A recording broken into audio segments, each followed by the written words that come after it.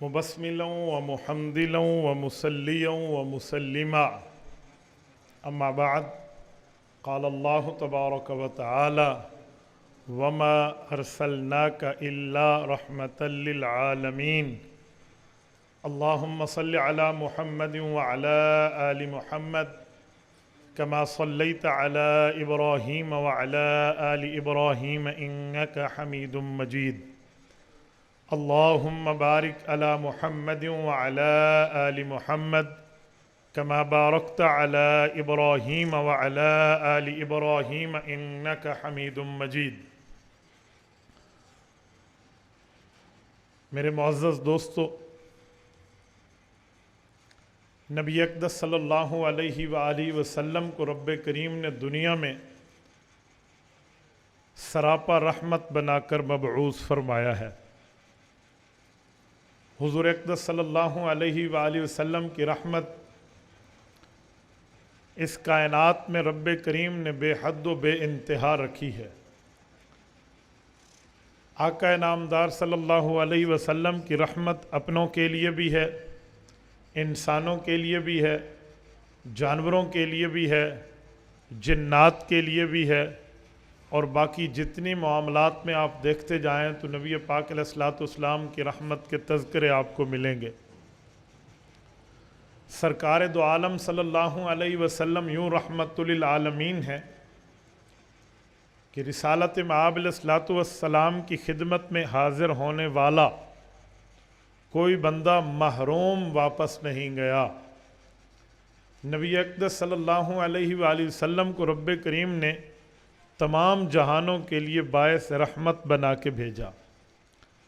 اگر ہم غور کریں کہ نبی پاک کی رحمت انسانوں کے لیے تو ہے، جانور اور جنات کے جانوروں کے لیے کیسے ہے،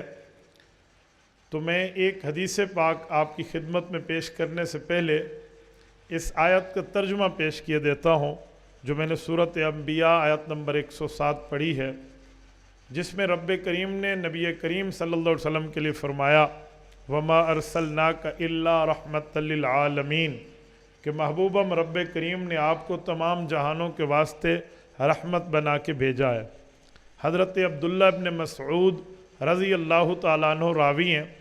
نبی پاک صلی اللہ علیہ وآلہ وسلم کے یہ جلیل القدر صحابی ہیں۔ یہ نبی پاک علیہ الصلوۃ والسلام سے جنات کی میٹنگ، جنات کی ملاقات کے بعض مواقع پر عینی شاہد ہیں۔ وہ فرماتے ہیں ایک مرتبہ نبی پاک صلی اللہ علیہ وسلم کے ساتھ جنات کی ملاقات ہوئی ہے۔ میں روایت صحیح بخاری جلد اول سے بھی اور جامع ترمذی جلد اول سے ابواب الطہارت سے پڑھنے لگا ہوں کہ نبی پاک صلی اللہ علیہ وآلہ وسلم سے جب ملاقاتیں ہوئیں مختلف اوقات پہ ہوئیں، ان تمام ملاقاتوں کا خلاصہ یہ ہے کہ جنات آقا نامدار صلی اللہ علیہ وسلم کے پاس آئے اور آ کر اسلام کے بارے میں، دین کے بارے میں، ایمان کے بارے میں، عقیدے اور نظریے کے بارے میں سوالات کرنا شروع کیے۔ حضرت ابن مسعود رضی اللہ عنہ کو اللہ کے رسول نے ایک مخصوص جگہ پر بٹھا دیا اور خود جنات کے ہاں تشریف لے گئے۔ جنات سے ملاقات جاری رہی، گفتگو جاری رہی، سوالات و جوابات کی نشست جاری رہی، حتیٰ کہ اسی دوران صبح کا وقت قریب ہونے کو ہوا تو شاید وہ جنات کے لیے کوئی ناشتے کا وقت ہو، کوئی کھانے پینے کا وقت ہو، تو جنات کے بچوں نے ایک دوسرے سے جو باتیں کیں تو وہ باتیں بڑوں کے کان تک پہنچی۔ نبی پاک علیہ السلام نے ان کے چہرے پر اضطراب دیکھا تو پوچھا کہ آپ پریشان کیوں ہو، وجہ کیا ہے؟ وہ کہنے لگے ہمارے بچے گویا ڈیمانڈ کر رہے ہیں کہ ہمیں کچھ کھانے پینے کی چیز یعنی کوئی ناشتہ ملے۔ بڑے بڑے درباروں میں بادشاہوں کے پاس تو بندہ جاتا ہے، وہاں تو سب کچھ ملتا ہے، ہمیں بھی مل جانا چاہیے۔ تو نبی پاک صلی اللہ علیہ وآلہ وسلم نے ان کے لیے جو دعا کی ہے، گویا ان کے ناشتے کے لیے، ان کے بریک فاسٹ کے لیے، ان کے کھانے پینے کے لیے نبی پاک علیہ السلام نے جو اللہ سے مانگا وہ رحمت للعالمین کے طرز پہ مانگا۔ وہ صرف ان کے لیے رحمت نہیں بنا بلکہ ان کے جنات کے جو جانور تھے ان کے لیے بھی رحمت کا کھانا منگوا لیا، جو ان کے لیے باعث جو ہے نا اس کے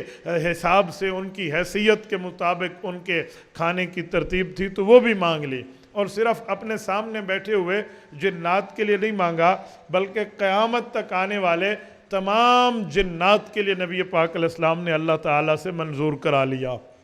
وہ کھانا کیا تھا؟ حدیث پاک میں ہے، فرمایا فدعوت اللہ اللہ یمر بعظم ولا بروس الا وجدوا علیہ طعاما، میرے مولا میں ان کے لیے دعا کرتا ہوں یہ آج کے بعد کسی ہڈی سے گزریں اور وہ ہڈی کسی انسان نے کھا کے پھینک دی ہو تو اس ہڈی پہ انہیں ایسے گوشت ملے جس طرح بندے کو چانپ، ہم آج جدید کی زبان میں ہم کہیں چانپ روسٹ ہو کے مل جاتی ہے، یا کوئی گوشت کی ایک جیسے کسی کی دستی یا کسی کی چوڑی جانور کی کاٹ کے اس کو روسٹ کر کے دے دیتے ہیں، فرمایا انہیں اس طرح مل جائے۔ اور ولا بروس، یہ جو جانور ہیں ان کے کھانے کی جو خوراک ان کے لائق، ان کے مطابق، ان کی حیثیت کے توافق کے موافق ہے، انہیں وہ روس، وہ گوبر کی ترتیب ان کو بطور چارہ کے مل جائے۔ تو نبی پاک علیہ السلام نے یہ رحمت للعالمین دکھائی کہ صرف ان کی ڈیمانڈ پہ صرف ان کو ناشتہ نہیں دیا، ان کی ڈیمانڈ اور ان کی بات اور ان کی جو ہے کیا کہتے ہیں چاہت پر ان کو صرف کھانا نہیں دیا بلکہ ان جنات کی نسلوں تک کو رسول اللہ صلی اللہ علیہ وسلم نے نواز دیا۔ تو نبی علیہ الصلوۃ والسلام کی رحمت للعالمین ان جنات کے حد تک، ان کے معاملات کے حد تک ایسا ہی ہے۔ اور جنات نبی پاک صلی اللہ علیہ وسلم کی خدمت میں بعض اوقات آتے بھی تھے اور آ کر قرآن کریم بھی سنتے تھے۔ سورۃ احقاف میں اللہ تعالیٰ نے اس بات کو بیان فرمایا، فلما حضروہ قالوا انصتوا، جنات نے ایک مرتبہ نبی پاک علیہ الصلوۃ والسلام کی تلاوت کو سنا، حضور اقدس صلی اللہ علیہ وسلم نماز میں تلاوت فرما رہے تھے، جب انہوں نے سنا تو ایک دوسرے کو کہنے لگے انصتوا، زبان سے خاموش رہو، یعنی تلاوت سن کے جن کو بھی عقل ہے کہ بندہ خاموش رہے۔ اسی لیے تو ہم کہتے ہیں کہ آپ اور ہم انسانیت میں اشرف المخلوقات کا درجہ رکھتے ہیں، ہم بھی قرآن سن کے خاموشی اختیار کریں، ہمیں بھی قرآن سننے میں اپنی زبان کو بند رکھنا چاہیے، قرآن کی سماعت کرنی چاہیے۔ تو جن آ کے فلما حضروا پہنچ کے قالوا انصتوا، ایک دوسرے کو جنات میں آداب سکھا رہے ہیں کہ جب تلاوت جاری ہو تو پھر بات نہیں کرنی، تلاوت جاری ہو تو توجہ اس طرف کرنی ہے، تلاوت جاری ہو تو اس کے دوران کوئی اور کام نہیں کرنا بلکہ قرآن سننا ہے۔ تو جنات ایسے بھی آئے، یہاں پہ بھی ان کا نبی پاک علیہ السلام سے انٹریکشن ثابت ہے۔ اسی طرح جامع ترمذی میں ابواب فضائل القرآن میں حضرت علی المرتضیٰ رضی اللہ عنہ کی ایک تفصیلی روایت موجود ہے، کوئی 1 رکوع سوا رکوع کی حدیث ہے، اس میں جو جنات کی بات آتی ہے وہ یہ ہے کہ نبی پاک علیہ الصلوۃ والسلام نے جنات کی آمد کی خود خبر دی صحابہ کرام کو کہ یہ قرآن وہ ہے حتی سمعتہ الجن حتی قالوا انا سمعنا قرآنا عجبا یہدی الی الرشد فآمنا بہ، اور جنات کہنے لگے کہ ہم نے ایسا کلام سنا ہے، ایسا عجیب کلام ہم میں آج تک کہیں نہیں ہے، یہ کلام سننے کے بعد ہم اس نتیجے پہ پہنچے ہیں یہدی بہ الی الرشد، کہ یہ جو کلام ہے، یہ جو قرآن ہے، یہ جو دین ہے، یہ جو شریعت ہے، یہ جو ایمان اسلام ایقان احسان ہے، یہ ہمیں اللہ کی طرف، ہدایت کی طرف، فلاح و بہبود کی طرف، کامیابی و کامرانی کی طرف ہمیں بلا رہا ہے، لہٰذا ہم اس قرآن پر ایمان لا رہے ہیں۔ یہ جنات نے اس طرح نبی پاک علیہ السلام سے ملاقاتیں کی اور نبی پاک علیہ السلام کے دامن رحمت سے یہ فیض یاب ہوئے اور یہ سب کچھ لے کر وہاں سے لوٹے۔ تو حضور پاک علیہ السلام نے انہیں ان کے حقوق بھی دیے ہیں، انہیں ان کی ترتیبیں بھی سمجھائی ہیں، ان کو ان کا اسلام، مذہب اور طریقہ کار بھی سمجھایا۔ نبی پاک علیہ السلام جب دنیا میں مبعوث ہوتے ہیں تو حضور پاک علیہ السلام نے جانوروں تک کے حقوق ہمیں بتائے ہیں۔ ہم جانور کو ذبح کر لیتے ہیں، ذبح کر کے اس کو کھا لیتے ہیں، اس ذبح کرنے تک کے آداب ہیں۔ احادیث پاک کا تتبع کریں تو ہمیں ملتا ہے کہ ایک شخص نبی علیہ السلام کے سامنے جانور کو سامنے رکھ کے چھری تیز کر رہا ہے، تو آقا انعامدار نے اسے دیکھ کر ارشاد فرمایا کہ اس جانور کو 2 موتوں سے نہ گزار۔ کیا مطلب؟ یعنی کہ اس کے سامنے تو چھری تیز کر رہا ہے اس کے ذبح کے لیے، تو اتنا شعور تو وہ رکھتا ہے، اس کی آنکھ اتنا کام کر رہی ہے، یا جتنا رب نے اس کو اس کے موافق سینس دیا ہے وہ اتنی بات کو سمجھ رہا ہے کہ چھری آخر میرے لیے تیز ہو رہی ہے، اب تو اسے موت تو دے گا، یعنی کہ تو اس کی چھری گردن پہ چلا کے ذبح تو کرے گا، اب اسے 2 موتوں سے نہ گزار، یعنی پہلے اس کو دکھا نہیں کہ میں تیرے لیے چھری تیز کر رہا ہوں اور اس کے بعد جا کر اس کو ذبح کر دے۔ مراد یہ تھا کہ تو تنہائی میں جا کے، خلوت میں جا کے، اکیلے پن میں جا کے اور الگ ہو کر تو نے جو چھری تیز کرنی ہے وہ کر لے، یہ کام جانور کے سامنے نہ کر۔ اسی طرح احادیث پاک میں اس پر منع آئی ہے کہ ایک جانور کو دوسرے جانور کے سامنے ذبح نہ کرو۔ کیوں؟ فرمایا وہ جانور بھیانک منظر دیکھے گا، وہ تکلیف دیکھے گا اور وہ اس چیز کے معاملات کو دیکھے گا کہ یہ ذبح ہو رہا ہے، اس کے بعد تو میری باری ہے، اب میرے ساتھ بھی ایسا ہونا ہے۔ تو کہا جانور کے اندر اتنی ترتیب موجود ہے۔ اس پر لوگ سوال کرتے ہیں کیا جانور میں عقل ہے؟ بھائی عقل نہ ہو شعور تو ہے نا، عقل کا معاملہ الگ ہے، لیکن شعور کا معاملہ تو جن حواس سے ہے وہ حواس تو اس جانور میں بھی موجود ہے۔ جب جانور کو گرم پانی، ٹھنڈے پانی کا احساس ہے، جانور کو مٹی اور آگ کا احساس ہے، جانور کو کانچ کھاتا ہے یا نہیں کھاتا، یا گھاس کھاتا ہے یا نہیں کھاتا، اس کا سینس ہے، تو اس کو چھری تیز کرنے یا اپنے ساتھی کے ذبح ہونے کا بھی سینس ہے، اس کو سمجھ آتا ہے۔ اور یہ غلطی ایک بار ایک شخص نے کی، اس نے مجھے خود بتایا، اپنا آنکھوں دیکھا حال بتایا کہ حضرت یہ جو بات میں نے آپ سے سنی ہے کہ ایک جانور کو دوسرے کے سامنے ذبح نہ کریں، کہا میں نے اسی طرح ایک موقع پہ کیا تھا، ایک بکری کو دوسری بکری کے سامنے ذبح کیا، اور جب میں نے دوسری بکری کو ذبح کیا تو اس سے مرغی سے بھی کم خون نکل رہا تھا، بہت کم خون تھا، گویا اس بیچاری مرغی کا وہاں، اس بیچاری بکری کا وہاں خون سوکھ گیا۔ تو آپ اندازہ لگائیں نبی پاک علیہ السلام کی رحمت کا بندہ کہاں تک اندازہ اور کہاں تک بات فرمایا اس جگہ تم نے اس جانور کو بھی اس کو دکھا کر آپ نے اس چھری کو تیز نہیں کرنا اور ایسا نہیں کرنا، اس پر بھی منع فرما دیا۔ اور میرے دوستو پھر جانور کو ذبح کرنے کے آداب بتائے ہیں، یہ جو علماء کرام ہم بتاتے ہیں کہ آپ نے اس کو ذبح کیا ہے، اس کے بعد آپ اس کے پاؤں اور ہاتھ جو آپ نے اس کے باندھے ہوئے اس کو کھول دو تاکہ یہ خوب پھڑکے، اور خوب اس کا میڈیکلی فائدہ بھی ہے کہ اس کے اندر کے پورے وہ خون باہر لوتھڑے نکل آئیں گے، جو اندر رہ گئے تو جراثیم پیدا ہوں گے، اور اس کا اسلامک فائدہ بھی ہے کہ آپ شریعت پہ عمل کر رہے ہیں کہ اس کی جان بڑی آسانی سے نکل رہی ہے۔ تو ایسی کئی ترتیبیں ہیں، نبی پاک علیہ السلام نے ہمیں یہاں تک جو حقوق سمجھا دی ہیں، تو یہ بھی رحمت للعالمین کا ایک حصہ ہے۔ نبی پاک علیہ السلام نے یہاں تک رحمت فرمائی اور اس حد تک ان معاملات کو دیکھا، اور نبی پاک علیہ السلام نے بچوں کے، بڑوں کے، خواتین کے، مردوں کے، عورتوں کے، علماء کے، ان سب کے حقوق بتائے۔ حضور پاک علیہ السلام نے سب کے حقوق بتا کر، یہ بھی تو رحمت للعالمین کا حصہ ہے۔ کبھی یہ نہیں دیکھا کہ یہ مجھ سے عمر میں چھوٹا، رتبے میں چھوٹا، درجے میں چھوٹا، میں اس کے لیے یوں چل کے جاؤں، جی نہیں۔ آپ کتاب الادب اٹھائیں صحیح بخاری کی، حضرت انس بن مالک رضی اللہ عنہ کے چھوٹے بھائی کے پاس نبی پاک علیہ السلام نے جا کر اس کے بلبل کے فوت ہونے کی تعزیت فرمائی ہے۔ اس سے بڑھ کے اور بات کیا ہوگی؟ فرمایا یا ابا عمیر ما فعل النغیر، یہ اس بچے سے بچوں والی زبان میں بات کر کے اس بچے کی دلداری، غمخاری اور اس سے تعزیت فرمایا جا رہا، تعزیت کا معاملہ فرمایا جا رہا ہے۔ اخذ منہ مئۃ مسئلۃ، الکنز المتواری میں شیخ زکریا رحمہ اللہ نے 100 مسائل کے یہاں سے استخراج کی بات فرمائی ہے، اور حافظ ابن حجر اسقلانی رحمہ اللہ نے 60 مسئلۃ، 60 مسائل کے نکلنے کی بات تک ارشاد فرمائی۔ یوں نہیں دیکھا کہ میرا رتبہ نبی والا، سامنے والا تو بالغ بھی نہیں ہے، مرد بھی نہیں ہے، کوئی بڑا ادھر ادھر کے معاملات بھی نہیں ہے، نابالغ ہے، چھوٹا ہے، بچہ ہے، اس کے پاس بھی گئے۔ اس سے تو علماء نے لکھا ہے کہ اگر کسی کا کوئی ایسا جانور فوت ہو جائے جس سے اس کو انس بھی ہو، تعلق بھی ہو، اور اگر اس کی ڈیتھ ہو جائے، وفات ہو جائے، تو آپ اس کی غمخاری کے لیے بھی اس کے پاس جا سکتے ہیں۔ میں آج کی زبان میں سمجھانے کے لیے کہتا ہوں، مہنگائی کے اس دور میں اگر کسی کی بھینس مر جائے، اللہ نہ کرے، تو کیا ہوگا؟ اس کا کتنے لاکھوں روپے کا اس کا نقصان ہو جائے گا۔ تو تعزیت بنتی ہے نہیں بنتی؟ تو جب تعزیت بنتی ہے، یہ مسئلہ کہاں سے نکلے گا؟ نبی پاک علیہ السلام کے اس عمل سے کہ نبی پاک علیہ السلام نے اس جانور کی وفات کی تعزیت فرمائی، کیونکہ اس صحابی بچے کے جو ایک ہی اس کی کل کائنات وہی جانور تھا، وہ یعنی کہ وہ پرندہ تھا جس سے وہ کھیلا کودتا تھا یا اس کے ساتھ وہ اپنی دلداری کرتا، تو نبی پاک صلی اللہ علیہ وآلہ وسلم نے اس کی اس حد تک غمخاری فرمائی کہ اس کے پاس تشریف لے گئے۔ چھوٹوں تک کے حقوق ہم بتائیں، اور حضور پاک علیہ السلام نے بڑوں کے حقوق بتائے۔ نبی پاک علیہ السلام نے مسئلے کا علم ہونا، مسئلے کا علم نہ ہونا، یہاں تک نبی پاک علیہ السلام نے وضاحت فرما کر ایک ایک معاملے پہ دونوں کو سمجھا دیا۔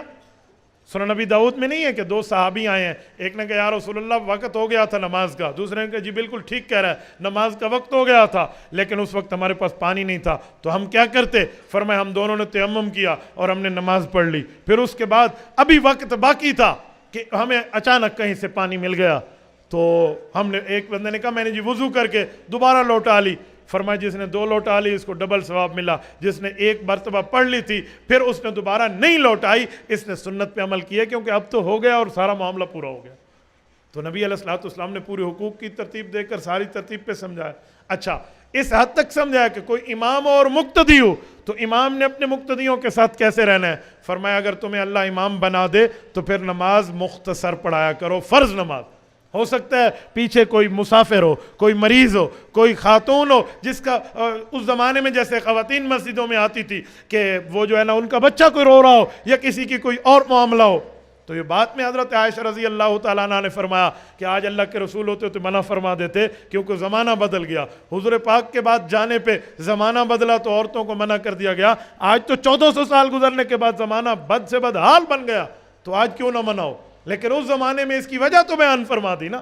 کہ آپ اس کی رعایت کرو, اس کی رعایت کرو, اس کو دیکھو. بلکہ ایک موقع پہ حضرت معاذ رضی اللہ تعالیٰ کے بارے میں بات بتلائی گئی کہ انہوں نے لمبی لمبی نمازیں پڑھائی ہیں اور مقتدی اس بات پہ شاکی تھے کہ اتنی لمبی نماز نہ پڑھائی جائے. تو نبی علیہ الصلوۃ والسلام نے سرزنش فرمائی اپنے شاگرد حضرت معاذ رضی اللہ تعالیٰ کی کہ معاذ آپ کو ایسا نہیں کرنا چاہیے تھا, آپ ان معاملے میں رعایت فرماتے.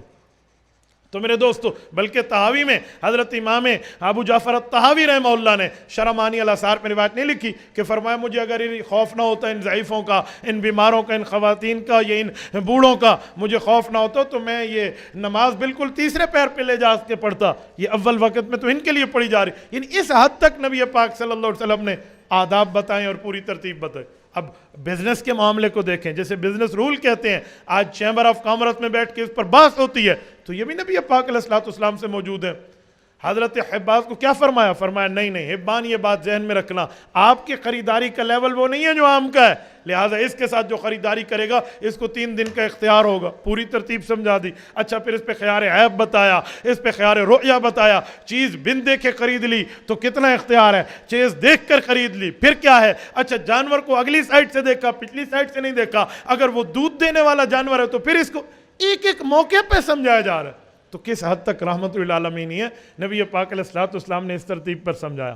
اور حضور پاک علیہ الصلوۃ والسلام کو اسی لیے تو جانور بھی جانتے تھے کہ یہ ہمارے نبی ہیں, پرندے چرندے بھی جانتے تھے ہمارے نبی ہیں, حشرات الارض بھی جانتے تھے ہمارے نبی ہیں. مسلمانوں, سرگودا کے غیوروں, مرکز اہل سنت والجماعت میں مستفید ہونے والے طالب علموں, میں آپ کو کہتا ہوں نبی علیہ السلام کو زمین کے اوپر تو اوپر, زمین کے آگے چل کے پانی کے اندر رہنے والے جانور بھی حضور کا تعارف رکھتے تھے, انٹروڈکشن رکھتے تھے کہ ہمارے نبی ہیں, اور نبی بھی ہیں اور آخری نبی بھی ہیں. آپ اٹھائیے موجم طبرانی, حضرت عمر بن خطاب رضی اللہ تعالیٰ کی 2 رکوع کی لمبی حدیث موجود ہے. نبی علیہ الصلوۃ والسلام کے پاس ایک شخص آیا ہے اور اس نے اپنے کیا کہتے ہیں یہاں آستین سے مری ہوئی گوہ نکال کر حضور پاک کے سامنے رکھ دی ہے. فاخرج من کمہم الذب فوضع بین یدی رسول اللہ صلی اللہ علیہ وسلم, آگے رکھ کے کہا یا رسول اللہ اگر آپ اللہ کے رسول ہیں, یہ کلمہ پڑھے, یہ اٹھے, یہ زندہ ہو, یہ آپ سے بات کرے, میں بات مان لوں گا. وہ سمجھ رہا تھا امپاسبل معاملہ ہے, ناممکن سے معاملات ہیں, نہیں ہو سکتا. حضور پاک علیہ الصلوۃ والسلام نے منظر دیکھو تو حضرت عمر نے تو تلوار نکال لی کہ میں اس کی گردن اڑا دوں, یہ کیسی باتیں کرتا ہے. فرمایا عمر آپ رک جاؤ. نبی علیہ السلام نے ڈائریکٹ گوہ کو خطاب فرمایا, اس مری ہوئی گوہ کو. فرمایا یا ضب, اوے گوہ بات سن. حضرت عمر فرماتے ہیں فَأَجَابَهُ بِلُغَةٍ عَرَبِيٍّ مُبِينٍ, خالی عربی نہیں, عربی مبین, واضح عربی میں بات کرنے لگی. لبیک و سعدیک یا رسول رب العالمین, میری کامیابی, میری خوش قسمتی, ہزاروں گوہیں ہوں گی جن سے آپ خطاب کر سکتے ہیں, پر آپ میری خوش قسمتی کی وجہ سے مجھ سے خطاب فرما رہے ہیں. فرمائیے اللہ کے نبی میں حاضر ہوں. وہ یہ جملہ کہہ رہی ہے اور اس کی آنکھیں پھٹی رہ گئی کہ معاملہ کیا ہوا. اور نبی علیہ السلام نے صرف اتنا پوچھا من آنا, اسے بتا. یہ جو بندہ چیلنج کر رہا ہے کہ تجھے تیرے خالق و مالک و مولا نے میرے بارے میں کیا بتایا ہے کہ میں کون ہوں, وہ گوہ کہتی ہے انت رسول رب العالمین و خاتم النبیین قد افلح من صدقک و قد خاب من کذبک. آپ کے بارے میں مجھے میرے خالق و مالک نے یہ معلومات دی ہیں کہ آپ اللہ کے رسول ہیں اور آپ کے بعد نیا نبی پیدا نہیں ہوگا. ہاں جو کامیاب رہنا چاہتا ہے وہ آپ کے فرما برداروں میں آ جائے, اور جو اپنی زندگی دنیا آخرت کی ناکام کرنا چاہتے ہیں وہ آپ کی مخالفت کر لے.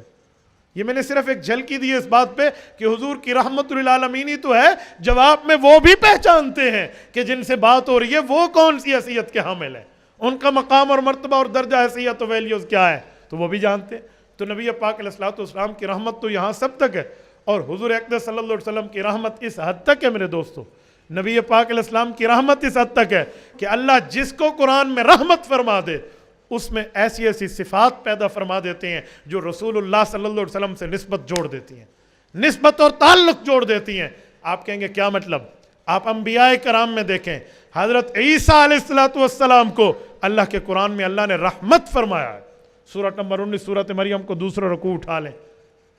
یہ 16واں پارہ اٹھا لیں، حضرت مریم کے لیے، حضرت مریم کو جب بیٹے کی بات کی جا رہی ہے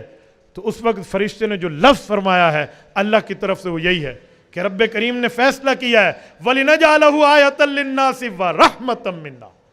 کہ ہم اللہ رب العزت فرماتے ہیں ہم لوگوں کے لیے نشانی تو بنائیں گے حضرت عیسیٰ کو، لیکن اپنی طرف سے رحمت بھی بنائیں گے۔ اس لیے اس بات کا ڈر خوف اپنے دل سے نکال دیں کہ آپ کی شادی نہیں ہوئی اور آپ کا بچہ کیسے ہوگا، فرمائے یہ بات دل سے نکال لیں۔ اور جب حضرت عیسیٰ علیہ السلام پیدا ہوئے ہیں تو وہ رحمت للعالمین جو حضور پاک کو رحمت فرمایا اس کی نسبت حضرت عیسیٰ میں ابھی تک موجود ہے۔ آپ کہیں گے کیسے؟ میں استدلال اپنا نہیں، قاری محمد طیب قاسمی رحمہ اللہ کا پیش کر رہا ہوں جو دارالعلوم دیوبند کے 50 سال تک محتمم رہے ہیں۔ وہ فرماتے ہیں اس رحمت للعالمین کے اظہار کو دیکھیں نا کہ دونوں میں رحمت مشترک ہے، تو فرمایا اس میں ہمیں ایک چیز نظر آتی ہے، وہ یہ ہے کہ اسی پیغمبر کو اللہ نے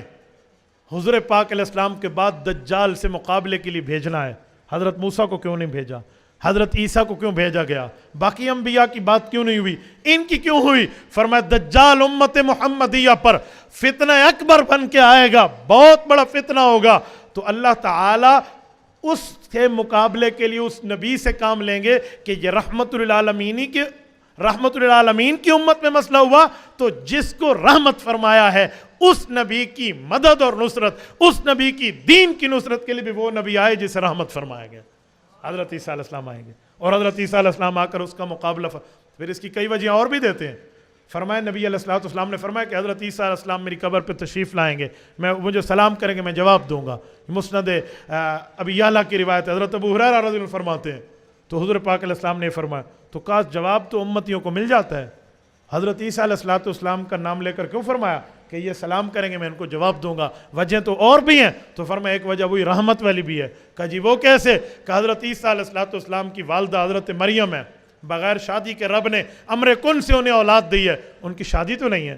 وہ اس بچہ جننے کے بعد بھی کنواری ہیں، اسی لیے تو حضرت مریم کا لقب عذرا ہے۔ عذرا اس موتی کو کہتے ہیں جس میں کسی قسم کا کوئی چھید نہ ہو، تو حضرت مریم کی شادی رب کریم جنت میں رسول اللہ صلی اللہ علیہ وسلم سے کرائیں گے۔ تو حضور پاک علیہ السلام کے اس رشتے کی وجہ سے حضرت عیسیٰ حضور پاک کے بمنزلہ بیٹے لگے اور حضور پاک بمنزلہ والد لگے۔ تو فرمایا کہ جب بیٹا اچھا کام کرے اور والد کو اس سے خوشی ہو تو والد اس کا بڑی بلند آواز سے استقبال کرتا ہے، اس لیے حضرت عیسیٰ سلام کریں گے، حضور خصوصی جواب دیں گے۔ فرمایا ایک وجہ اور بھی ہے، کہ وہ کیا ہے؟ فرمایا وَيُدْفَنُ مَعِيَ، جیسے کنز العمال کی روایت ہے کہ حضرت عیسیٰ علیہ السلام کی قبر مبارک حضور پاک نے فرمایا میرے یہاں قریب میرے روزے میں میرے ساتھ بنے گی۔ تو فرمایا اس کی وجہ کہ جب باپ اپنے بیٹے سے خوش ہو اور وہ ایسا کام کرے جس سے باپ کے سینے میں ٹھنڈ پڑ جائے تو پھر والد اپنے ساتھ اپنے بیٹے کو بٹھاتا ہے، اس لیے وَيُدْفَنُ مَعِيَ، ان کی قبر مبارک بھی یہیں بنے گی۔ تو رحمت کا تعلق جس سے جڑ گیا حضور پاک علیہ السلام کی رحمت للعالمین، اس کے اندر رب کریم نے وہ صفات، وہ معاملات، وہ رتبات، وہ مرتبات، وہ درجات کے وہ تمام چیزوں کے پرتاؤ اس میں ڈال دیا جو رحمت للعالمین صلی اللہ علیہ وسلم میں موجود تھا۔ تو اتنا بڑا رحمت دو عالم کا معاملے اور شخصیات اللہ نے یہ شخصیت ہمیں دی ہے، بغیر مانگے، بغیر سوال کیے، بغیر ہماری جو ہے نا کیا کہتے ہیں درخواست، وداؤٹ اپلیکیشن ہمیں مل گیا۔ تو ہمیں قدر کرنی چاہیے اپنے اس نسبت کی، ہمیں قدر کرنی چاہیے اللہ کے اس انتخاب کی، ہمیں احساس رکھنا چاہیے رسول اللہ صلی اللہ علیہ وسلم رحمت دو عالم کے ساتھ ایک ریلیشن شپ کی۔ مسلمانوں اللہ کا کروڑوں شکر ادا کریں، ہم تب بھی اس پر جو ہے نا کم شکر ادا کریں گے کہ هو اجتباکم، ربی نے تو ہمیں چن کے حضور پاک کی امت میں رکھا ہے۔ اچھا جب یہاں رکھ لیا اور اللہ نے یہ مقام دے دیا تو اب ہمیں چاہیے ہم اپنے اٹھنے بیٹھنے میں، اپنی بود و باش میں، اپنے لیونگ اسٹائل میں، اپنے لیل و نہار میں، اپنے شب و روز میں، اپنے معاملات میں، تجارات میں، اخلاق میں، باقی معاملات کے اندر رسول اللہ صلی اللہ علیہ وسلم کی تعلیمات کو اپنائیں، حضور کے فرامین کو اپنائیں، حضور کے احکام کو اپنائیں، حضور کی احادیث پر عمل کریں۔ نبی پاک علیہ السلام نے جس چیز کا حکم کیا اس چیز کو بجا لائیں، جس سے روکا اس سے رک جائیں۔ یہی ہمیں قرآن کریم سورۃ حشر آیت نمبر 7 میں پابند کرتا ہے، وَمَا آتَاكُمُ الرَّسُولُ فَخُذُوهُ وَمَا نَهَاكُمْ عَنْهُ فَانْتَهُوا۔ لوگو دین یہ ہے، نبوت فرما دے عمل کر لو، نبوت روک دے رک جاؤ۔ اس پر ترتیب بنے گی تو بات بنے گی۔ اور اگر یوں ہم پوری زندگی کے اعمال کے معاملات اس سنت کی ترتیب پہ عمل کر لیں، ہماری دنیا بھی بہتر ہے، ہماری آخرت بھی بہتر ہے۔ بڑے بڑے جبے پہننے کی ضرورت نہیں ہے، ولایت کے حصول کے لیے ایک ہی ترتیب ہے، ہر جگہ رسول اللہ کی سنت کا اتباع کر لیں، ہر موقع پہ پوچھ کے چلیں کہ ہمیں بتایا جائے، سمجھایا جائے، باور کرایا جائے، ریلائز کرائیں ہمیں ہمارے نبی کا کام اس موقع پہ کیا تھا، ادھر ہمارے نبی پاک کا معاملہ کیا تھا، ادھر ہمارے نبی کا حکم کیا تھا، ادھر ہمارے نبی کا طریقہ کیا تھا۔ جو طریقہ رسول اللہ صلی اللہ علیہ وسلم کو اس پہ عمل کرتے جائیں، حضور پاک نے جس سے منع کیا اس سے رکتے جائیں، اس سے بڑا ولی اللہ تو دنیا میں ہے ہی کوئی نہیں۔ لیکن یہ تب ہے جب آپ اپنے اعمال میں لائیں۔ یہ جو خانقاہ ہے نا، اس خانقاہوں میں بیٹھنے کی ایک وجہ یہی بھی ہوتی ہے کہ بندہ سب سے پہلے خود کو سوچے۔ آج کی گفتگو میں میں خود کو سب سے پہلے اپنا خطاب، اپنے آپ کو سمجھ رہا ہوں، پھر اس کے بعد ہر بندے کو اپنے نامہ اعمال اپنی گردن میں جھانکنے کی ضرورت ہے۔ اللہ ہم سب کو عمل کی توفیق عطا فرمائے۔ اللہ تعالیٰ سے ہم مانگیں تو ہمارے انشاءاللہ دنیا بھی بہتر، آخرت بہتر، پر شرط اعمال ہے۔ کیونکہ ہمیں علامہ اقبال رحمہ اللہ اپنے ایک ہی لفظ میں پیغام دے کر گئے ہیں کہ عمل سے زندگی بنتی ہے، جنت بھی جہنم بھی۔ یہ خاکی اپنی فطرت میں نہ نوری ہے نہ ناری۔ اقول قولی ھذا واستغفر اللہ وآخر دعوانا ان الحمد للہ رب العالمین۔